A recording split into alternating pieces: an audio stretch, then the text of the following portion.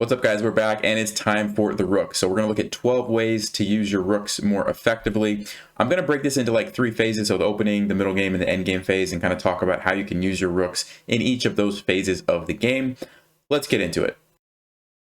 All right, so first of all, in the opening phase, you really shouldn't be using your rooks too much. If you are, you're probably doing something wrong. So if you've ever seen someone start the game like this, a4, and then bring their rook up to a3 and then bring it over and start to do some random stuff, it's usually not a great strategy. And remember, rooks are a high value piece. They're worth 5 points. Knights and bishops are only worth 3 points. So what that means is at any point in the game, like let's just say here, if a bishop or a knight attacks your rook, well, you're probably going to want to move it, right? So let's say we move here and now the bishop comes out. Guess what? I'm not going to want to leave my rook there. I'm going to want to keep moving it right here. Knight c6. Again, I don't want to take that because I'm giving up my rook. So it's kind of like, what is my rook even doing? It's not really being effective because the knights and bishops are lower value. So that's kind of why you normally don't want to be doing this with your rooks. They're endgame pieces. You can use them in the opening in a couple of cases, which I'm going to show you real soon. But generally speaking, h4, a4, trying to activate the rooks immediately is not a good strategy. I don't recommend that. So the normally kind of correct way to use your rooks is just develop your pieces, right? Control the center. And at some point, castle. Let's just keep getting all the pieces out. Connect your rooks. Okay, they're connected. Now they can go to wherever they want to go.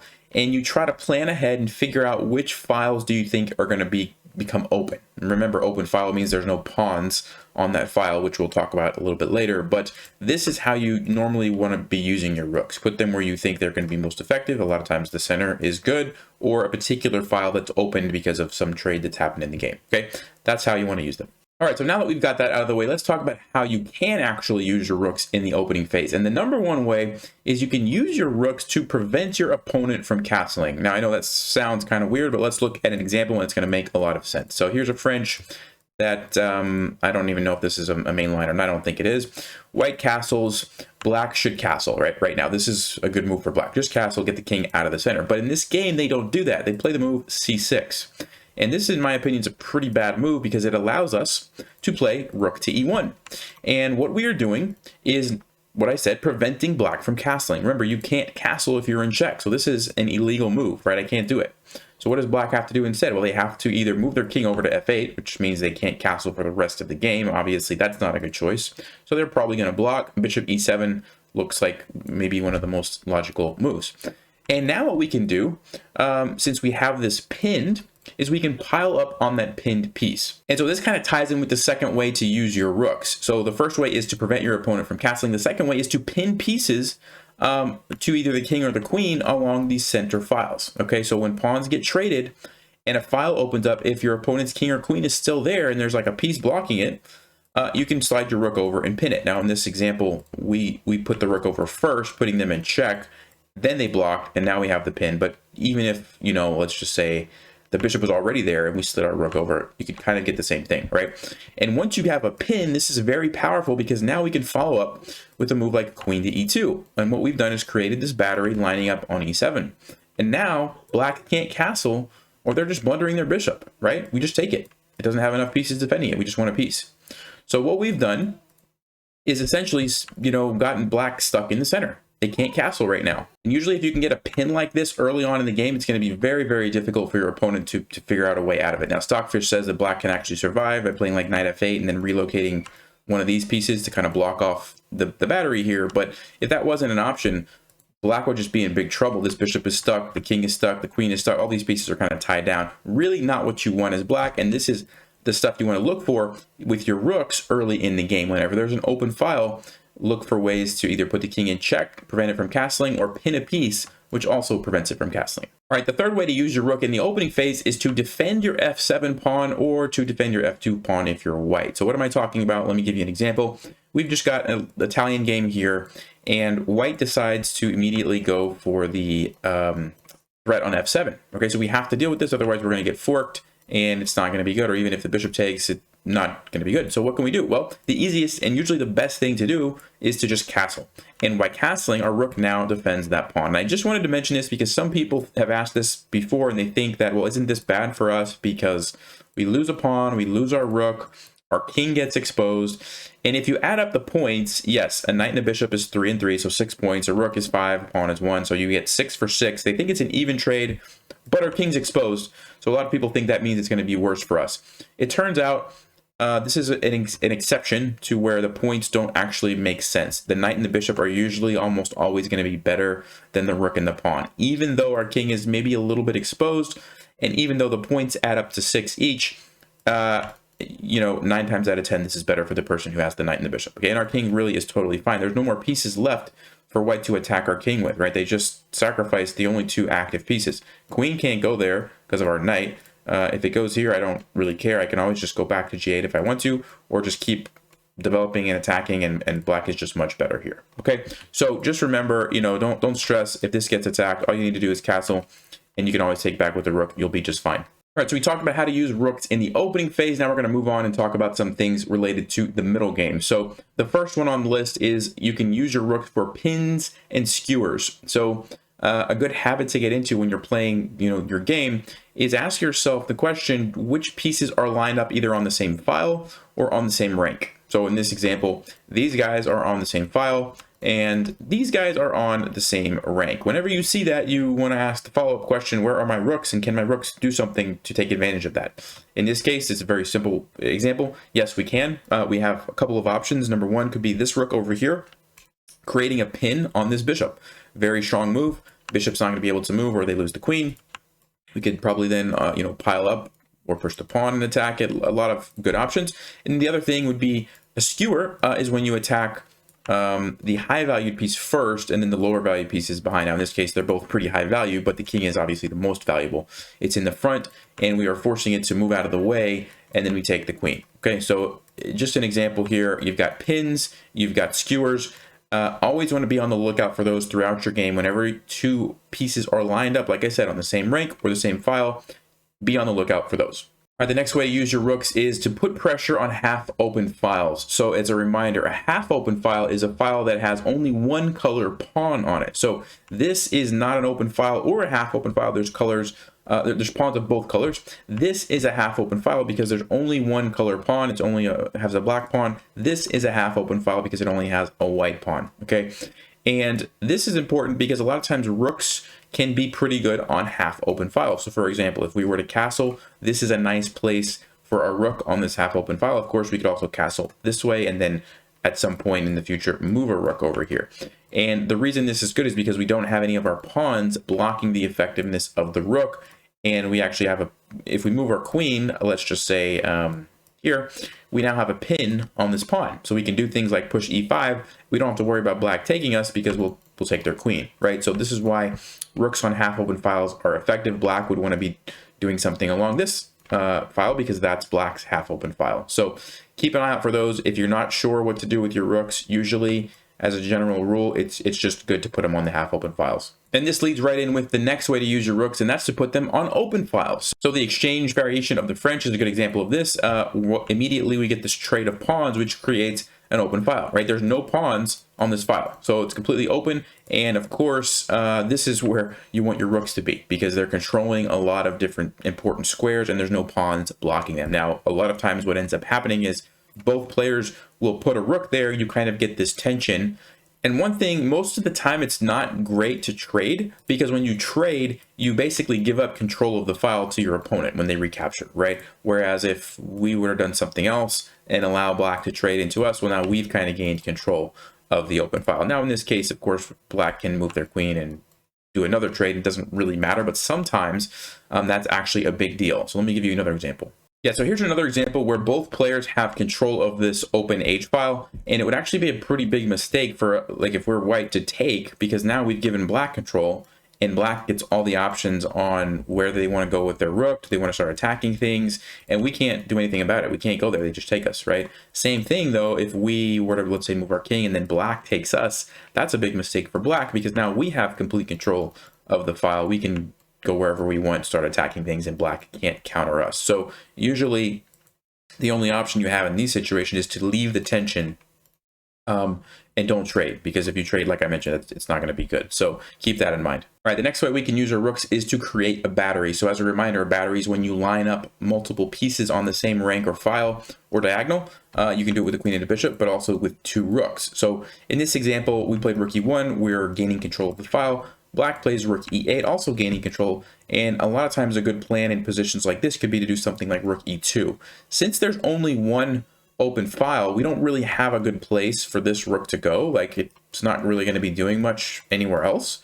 And so we may as well put it on the same one, create a battery, and we get more power on that file. So for example, let's just say, I don't know, black plays c6, we bring this rook over, and now black has to watch out for some tactics. Now in this case, everything's pretty well defended. It doesn't look like we're going to actually be able to win pieces in this example. Probably could have picked a better example, but a lot of times your opponent's going to have to be very careful once you get the battery, because you have 2 rooks, and there can be tactics with back rank checkmates, and all sorts of things can happen. Sometimes you can even, if we go back here, triple battery using your queen, and so you would do something like this and like this. Okay, now in this example, I don't know if this was the greatest, because the knight could probably have kicked our rook away. So but the point is, lining up a lot of pieces on the same file can be very, very strong. And if we go back to that other position that we looked at earlier, or a similar position, if we could have doubled up our rooks here, notice how black doesn't have the option now to get control of that file. Even though they have 2 rooks, they can't go there, they just lose a piece. We just take, right? So this is, it's not always easy to get both rooks lined up before your opponent can stop you, but when you can, it's usually a good plan and a pretty good idea. So create batteries with your rooks. Okay, the next way you can use your rook is what's called a rook lift. So in a lot of games, the pawns don't always get traded, and so because the pawns are kind of in the way, your rooks just aren't effective, right? They're just stuck behind the pawns. They can't really get through. A rook lift solves that problem. So let me give you an example. This is like the stonewall setup, where white kind of puts all their pawns on dark squares like this, and let's just say black does some stuff.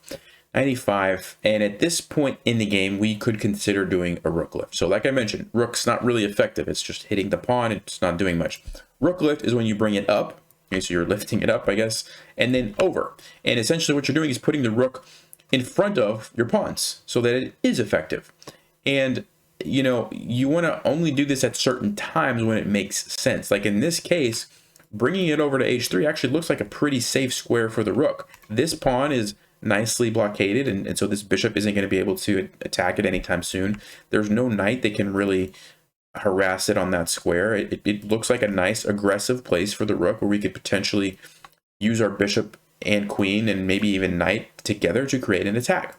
And so very common in openings where the f pawn is pushed forward, like these stonewall setups.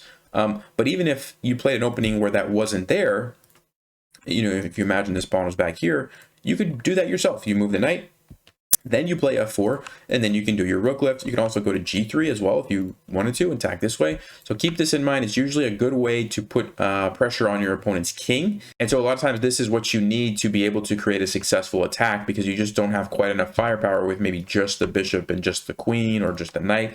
But if you get the rook involved, a lot of times it opens up a lot of tactics, and that can be the difference between a successful or an unsuccessful attack. All right, the next way we can use our rooks is by sacrificing the exchange. So if you've never heard this term before, it just means when you give up your rook for a minor piece. So if you give up your rook for a bishop or a knight, that's called sacrificing the exchange. Or you could say that white would be up the exchange, something like that. So why would we want to do this, right? We know that rooks are 5 points and knights and bishops are only 3. Well, there are certain situations where you actually get a lot of compensation for it. So this is an example position. This is from the Sicilian, I think the Najdorf. And basically what we're doing is saying, okay, let's go ahead and give up the rook. White doesn't want to take with a pawn, because then the pawn structure is completely messed up. So they'll probably take with the queen. But what we've done, the queen and the knight were defending this pawn. But now there's no defenders. We can simply take it. Let's just say bishop takes. So we get a pawn. Okay, so now we have 4 points for our 5 that we sacrificed. So we're only down 1 point. But in addition to that, we were pretty cramped, didn't have a lot of good options, but now we have 2 connected pawns in the center. It's going to be pretty easy for us now to push d5. Then we have a threat of d4. We can move the bishop, just kind of get these pawns rolling. We have a lot of compensation by sacrificing that rook. So this is one of the more difficult concepts, I would say, to get it right, because if you just kind of randomly go sacrificing your rook for knights and bishops, when you don't actually have good compensation, it's not going to end well. But the key thing is, not only, remember, we got the knight, we got the pawn, so we got a little bit of material back, but it helps open up the position. Like, look back here.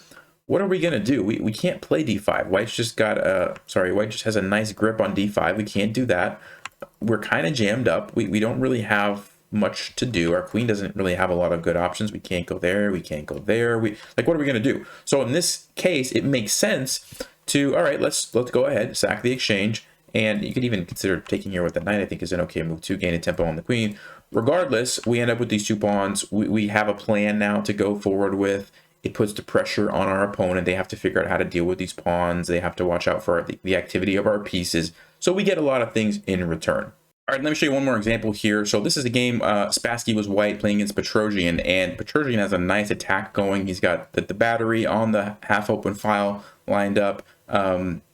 You know, pawns are potentially ready to go forward. Anyway, white plays the move knight h2. And I know a lot of players, as soon as they see this, would be like, oh, okay, I got to move my rook. And you might play a move like, I don't know, rook g6, rook g7, because you don't want to lose your rook, right?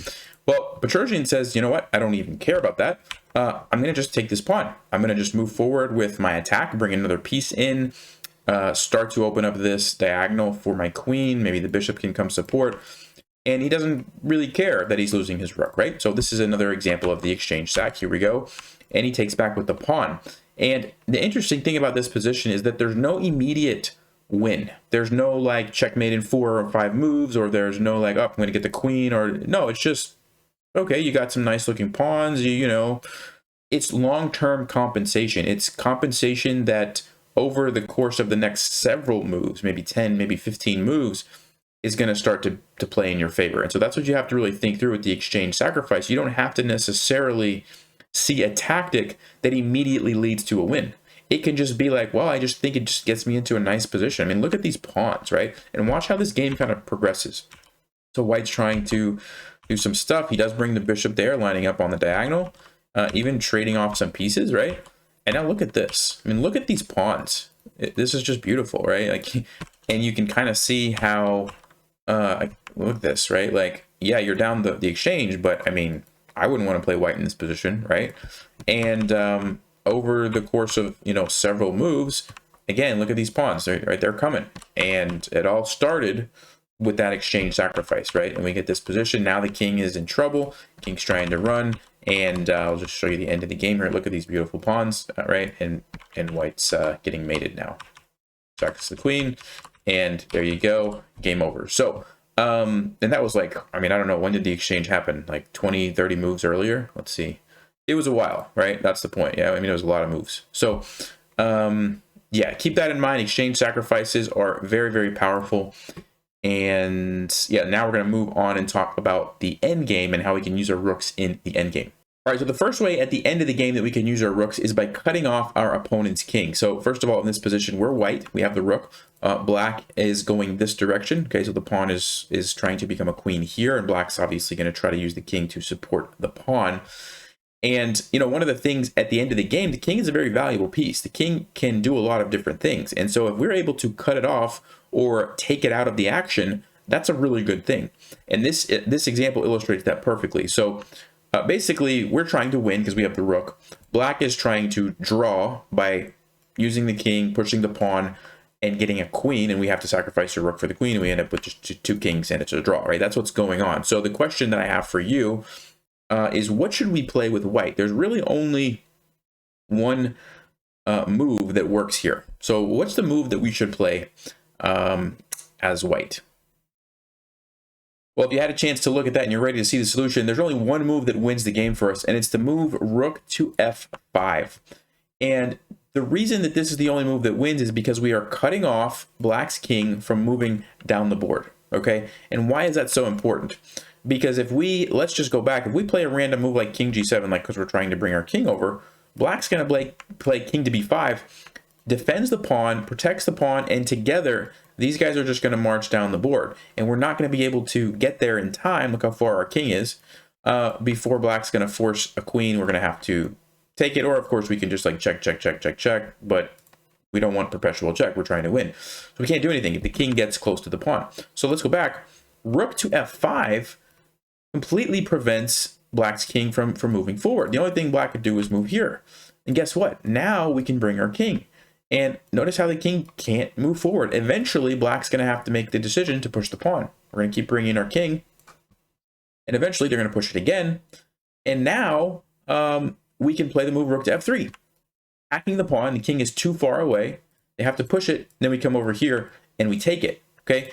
Remember, all that started because we cut off the king. It's really that simple. Just cut off the king. It can't support the pawn. And now we are able to win the game. So this is a very specific endgame that I'm showing you. But this concept applies in all sorts of endgames, right? Like if there's a bunch of pawns on one side of the board and your opponent's king is trying to get to them, cut it off with the rook. You can cut it off on the rank. Sometimes you can cut it off along the file, depending on, like, let's say there was pawns over here you didn't want the king to get to, you can just cut it off like this. So keep that in mind. Super, super valuable in endgames. But the next way we can use our rooks at the end of the game is to focus on the 7th, or if you're black, it would be the 2nd rank. So since we're white, we're going to focus on the 7th rank. And why is the 7th rank so important? Well, number one, there's lots of pawns that start on the 7th rank, and a lot of times there's still some pawns on the 7th rank, depending on what phase of the game you're in. So that's one thing. We can get a lot of targets. Like in this example, you can see there's 4 potential targets for us. And the other reason why the 7th rank is so good is a lot of times the king has been castled and is on the back rank. And by putting it on the 7th rank, this kind of ties in with the last concept, but we might have the ability to cut off the king. So for example, black says, I don't really like that this rook is attacking my pawn. I'm going to move it forward. It's not a good move, by the way, because it loses this pawn. But the other thing is the king is now cut off. The king can't help out in the game, right? We saw how good that was in the last example. Same kind of thing can happen here. So that's one reason. And then also, like I mentioned, all these pawns are being attacked. So black has to probably push this forward or use the rook, or, and our rook is very active, lots of potential targets. So look for putting your rook on the 7th and watch out for your opponent coming down to the 2nd rank. Now, this is kind of a different example. There's not much happening on the 2nd rank. Our king can already escape and no pawns are there. But in this case, it's very good for us on the 7th. Okay, so rooks on the 7th or the 2nd rank. All right, and the last way to use our rooks in the endgame has to do with passed pawns. And in this case, black has this passed pawn here. Whenever you're trying to stop a passed pawn, the rule is that your rook should go behind the passed pawn. So behind would be right here. So this is where we want to move our rook to. And you can see why if we were to try to move to, let's say, d5 to attack the pawn, well, they can just move it. And if we go here, they can just move it, and it just makes no sense. We're not really doing anything, right? Whereas if we attack the pawn this way, not only are we attacking it, but we're also going to be attacking it on every single square going forward that it would try to move to, right? So it makes it much more difficult for your opponent to push the pawn. Also, if we were to go like here, or even like, let's say, maybe here to try to stop it, black can put their rook behind it if they want. And now black has the pawn supported all the way down. And we're going to basically have to put our rook in front, which, by the way, if you can't get behind, the next best option is probably in front. But this is pretty good for black. They can bring their king over. Once they get a rook to move, they're just going to keep pushing it. It's going to have support from the rook the whole time. We could have prevented all of that if we just immediately went behind. And now black probably has to go here, and it's going to be much more difficult for them to push it forward. We still have to worry about the king and stuff, but generally speaking, rooks should go behind passed pawns. Keep that in mind. And this goes for, like I mentioned, both colors. So even if we didn't do that, we went here, black should do the same thing, right? Behind the passed pawn, so they can push it forward. Okay, if we had a passed pawn, we would want our rook to be behind it. Yeah. All right, guys, so those are 12 ways you can use your rooks more effectively. Let me know if I missed something. As always, thanks for watching. Stay sharp, play smart, take care.